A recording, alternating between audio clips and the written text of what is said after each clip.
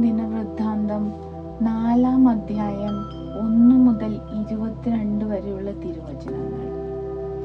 ദേവാലയോപകരണങ്ങൾ. Solomon രാജാവ് ഓടുകൊണ്ട് ബലിപീഠം പണിതു. അതിൻ്റെ നീളം 20 മുഴം, വീതി 20 മുഴം, ഉയരം 10 മുഴം. ഉരുക്കിയ ലോഹം കൊണ്ട് അവൻ വൃത്താകൃതിയിലുള്ള ഒരു ജലസംഭരണിയും ഉണ്ടാക്കി. അതിൻ്റെ വ്യാസം 10 മുഴം, ആഴം 5 മുഴം, ചുറ്റളവ് 30 മുഴം.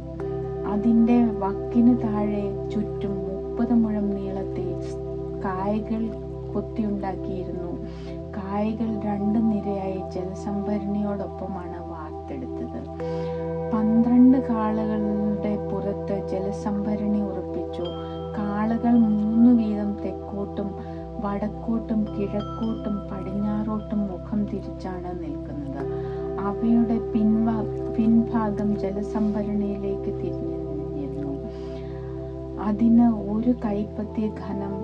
അതിൻ്റെ വക്ക് പാനപാത്രത്തിൻ്റെതുപോലെ ലില്ലിപ്പൂ കണക്കെ വളഞ്ഞിരുന്നു. അതിൽ 3000 ബത്ത വെള്ളം കൊള്ളുമായിരുന്നു.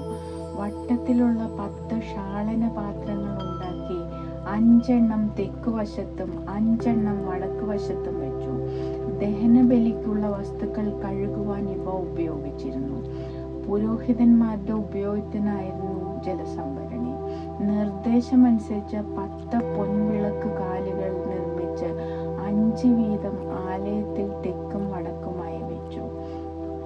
തെക്കും വടക്കും 5 വീതം 10 പീഠങ്ങൾ അവൻ ദേവാലയത്തിൽ സ്ഥാപിച്ചു.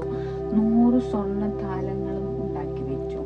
പുരോഹിതന്മാർക്കുള്ള അങ്കണവും വലിയ അങ്കണവും പണിത് അവയുടെ വാതിലുകൾ ഓടുകൊണ്ട് പൊതിഞ്ഞു.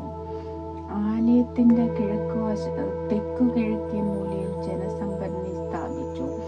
കലങ്ങൾ, കൂരികകൾ, തളികകൾ ഇവയും ഉണ്ടാക്കി. അങ്ങനെ ദേവാലയത്തിലെ ആവശ്യത്തിലേക്കായി ചെയ്യാമെന്ന് ഹീരാം സോളമനോട് ഏറ്റിരുന്ന പണികൾ പൂർത്തിയാക്കി.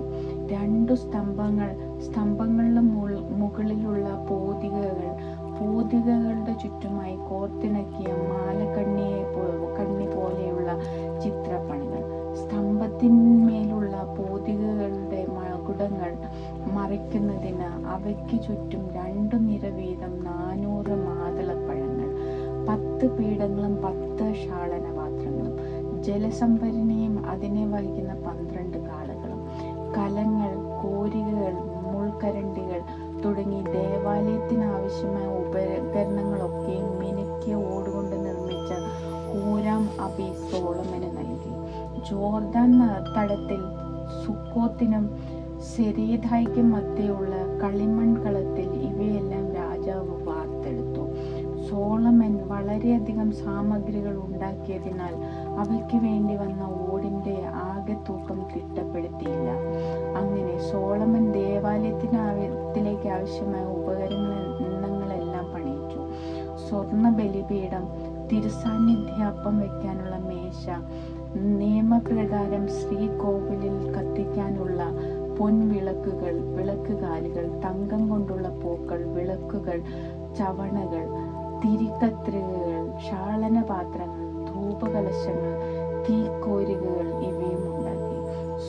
ശ്രീകോവിലിലെയും വിശുദ്ധ സ്ഥലത്തെയും വാതിലുകൾ, പാദകൂടങ്ങൾ സ്വർണം കൊണ്ട് നിർമ്മിച്ചു.